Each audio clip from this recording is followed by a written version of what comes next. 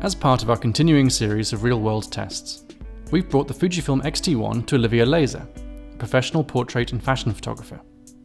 The X-T1 is Fujifilm's flagship model, and the most capable camera in its X-series lineup to date. Fujifilm is aiming the X-T1 at serious enthusiasts and semi-professional photographers, and has put a lot of effort into ensuring that the camera, and its growing range of lenses, is capable of delivering results that high-end users expect. Like many people in her industry, Olivia normally works with a full-frame DSLR. In her photography, a lot of the magic happens in post, so a high-quality raw image, great dynamic range, and good sharpness are very important.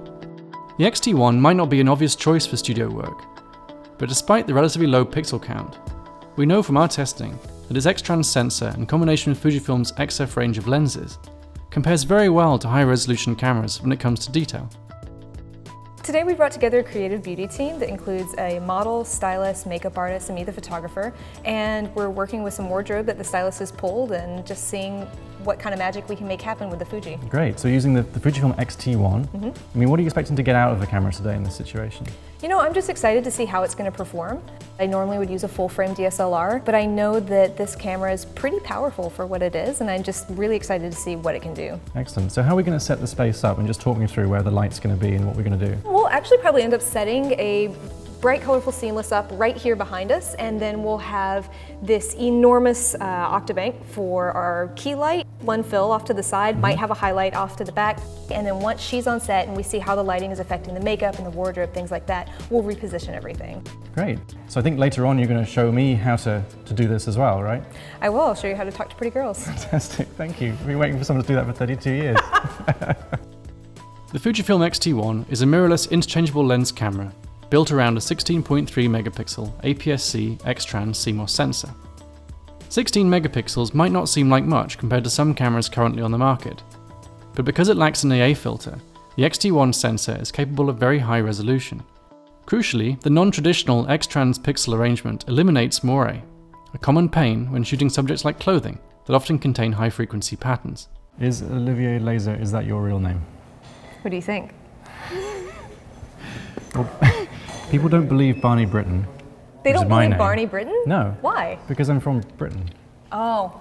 And people can't, the different spelling. But surely it's spelled B-R-I-T-T-O-N. Yeah, right? But that's, that? you'd be amazed how few people get that. That worked. Yay! Yeah, I heard it pop. Ergonomically, the X-T1 is a mixture of classic and modern. The main shooting parameters are set using large external control dials, and Fujifilm's range of lenses encourage manual focus with large, well-damped focus rings. ISO sensitivity ranges from 200 to 6400, and this is expandable up to ISO 51200 in JPEG capture mode. The X-T1 also offers a high-performance hybrid AF system and a maximum frame rate of 8 frames per second. The X-T1 is a mirrorless camera, but its viewfinder is one of the best on the market. In our experience, it's a very good match for even the best optical finders in terms of clarity. The power pack is just up super high. Right. So I'm lowering it down and just starting from there. If you want me to go sexy, I can go sexy. What would that entail? Let's see. That's a really good question. So what I recommend if you're shooting with this camera for RAW is don't worry about very slight underexposure, because there's a lot of dynamic range and it's almost noise-free at the setting we have it on at ISO 400. So you can push that a lot later on. Okay. Okay, so we've done a lighting test, we've got the set built. What's next? We're gonna go check on hair and makeup and then get the model into wardrobe, and then we can begin shooting. Great. This is beautiful. It's gonna look so awesome with the clothes. Just like the color palette, it's super clean, minimal, but still striking. Okay, so we've got the camera set up, we've got the trigger on top of the camera for the flashes. The model's ready, I think. Let's get started. Let's shoot. All right, so now that we've got you on set and I've got the lights up and they're generally placed where they're gonna be, but I'm gonna do a couple of test shots just so I can see like where we're gonna go from here. So how are you focusing there, Olivia? Are you sticking with autofocus? I am using the autofocus function right now. Typically on most of my shoots, I do that just because I trust it a little bit more. I'm trying to perfect the fill light. The X-T1 features a built-in PC socket for attaching a studio flash cord. But for this shoot, we're using Olivia's wireless flash triggers, so she can stay mobile and move around the studio. Throughout the shoot, Olivia is using both the X-T1's viewfinder and the rear LCD screen for image capture and review, Although she is used to using DSLRs with an optical finder, she's adapting very quickly to using the X-T1's high-quality live view. And then will you look up at the light? Up at the big light source? There you go. Nice, hold that. Like all current Fujifilm cameras, the X-T1 offers a versatile in-camera RAW conversion feature. Effectively, this allows you to replicate all the camera's JPEG film effects modes at the press of a button, as well as adjusting highlight and shadow brightness, overall exposure, and white balance. It's no substitute for a desktop-based RAW workflow, but can be genuinely useful during a shoot if you want to get a quick idea of how well a shot will work in black and white, for instance. The converted JPEG is saved straight to the memory card. All right, so the first setup is done, and then we're going to move on to the next one with Katie. We're going to stick with the same lens, I think, the 50 to 140. Yeah, it's working great. So what's the next setup? Just talk me through it. First, we've changed up the wardrobe a little bit. It's kind of bulky. It's got a lot of room for her to move around, make some interesting shapes. And then Elena will be directing from the side, so I'm excited to see what we get with this look. What about that arm? Let's change the arm up somehow. What do you feel compelled to do it? Oh yeah, that's cool, that's cool. I like that. I like both hands being back.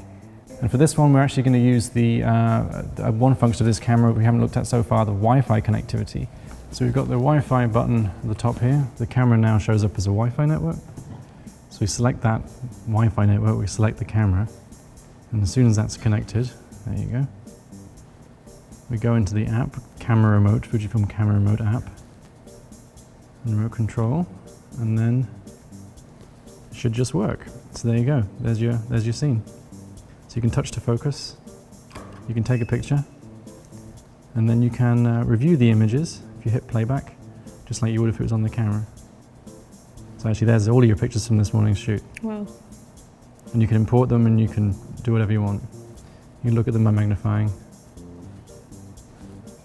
and you can zoom in and take a proper look at all these pictures on the phone. Awesome. So that's it. So we can not only can we preview and we can take the pictures, we use it as a trigger, you can also review the shots as soon as you've taken them too. And then you can import them straight to your camera roll on the phone. That's amazing. Yeah, so it's quick and easy. If you're showing a client, that'd be a great way of doing it.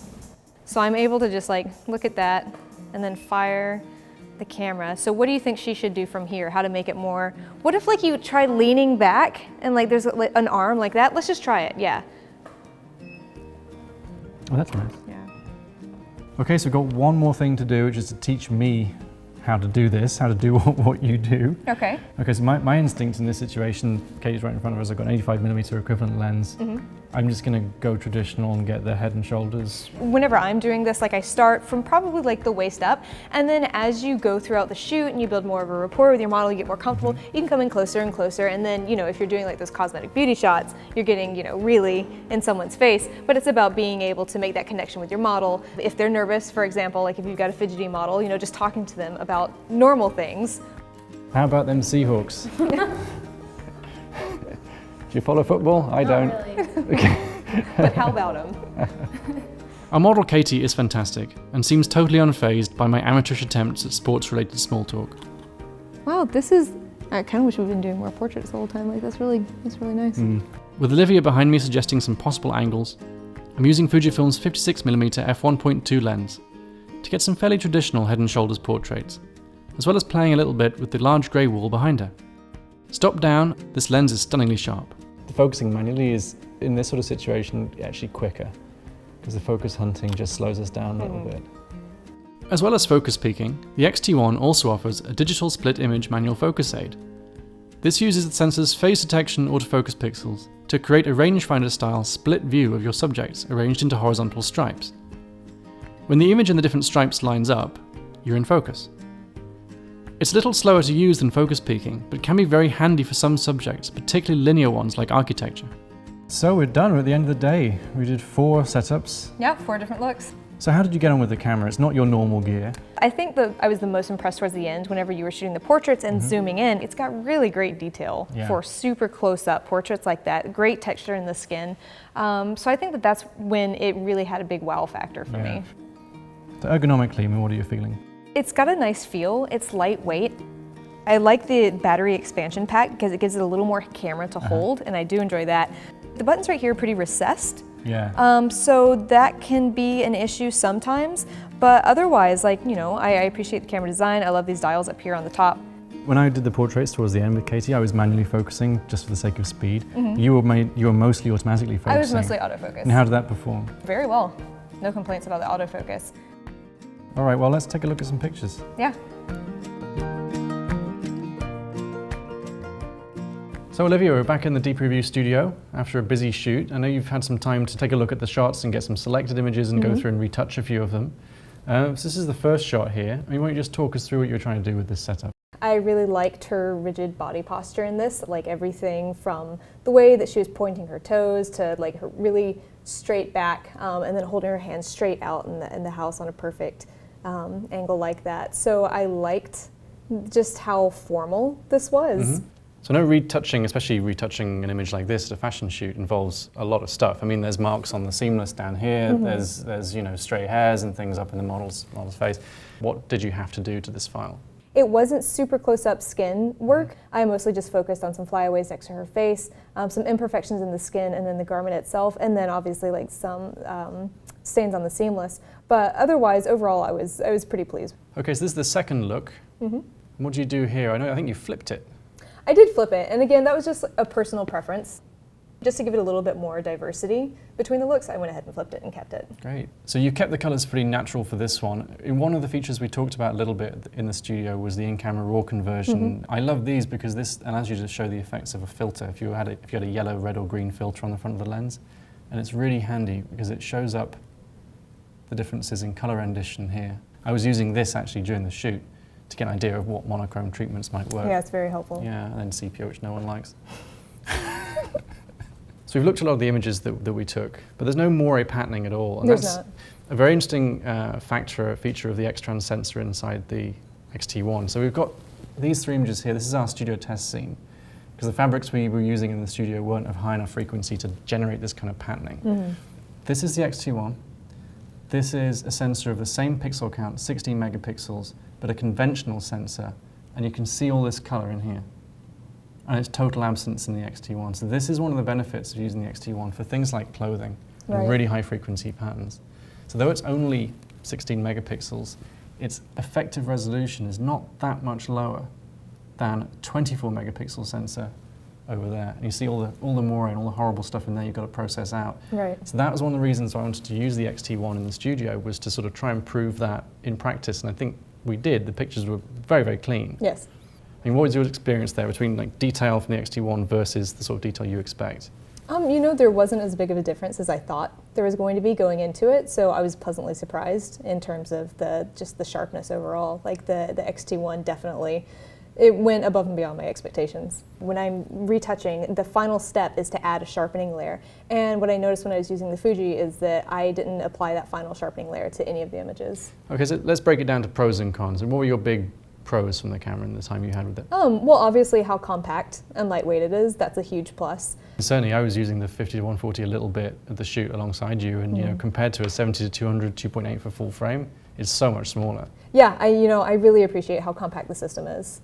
The Wi-Fi connectivity, obviously. Yeah, how'd you get on with that? I mean, I know you had a lot of... That was a really neat experience, actually, because I'd never had the opportunity to have just a camera mounted on the tripod and be able to go up to the model once I knew my frame and interact with her while I'm firing simultaneously. And then you're not even thinking about handling the camera and handling the phone and talking to the model. You're just going up and you're interacting with your subject and going from there. Great. I think the EVF probably counts as a plus, since you didn't really notice the Oh, difference between using that and a... Yeah, it certainly does. Excellent. Okay, so what are the cons? I mean, I think we both agreed on the control points being a little bit too small. Yeah, they were. That was something I noticed. And then also, initially first picking up the camera, because I'm not a super techie person, it took me personally a lot of fiddling to kind of figure everything out. But after you get over that initial learning curve, it's very fluid from there. Yeah, I feel like with the Fujifilm cameras, once you've got them set up, you're pretty much good. You're good to go. But getting them set up in the first place can be a bit of a hassle. Yeah. We both took a little while together just trying to find the exposure preview function to try and turn that off, so we weren't just looking at a blank screen in the Yeah, so viewfinder. it wasn't completely intuitive, but you know what piece of technology. What camera is. Yeah. Excellent. All right. Well, thank you very much. Yeah, thank you.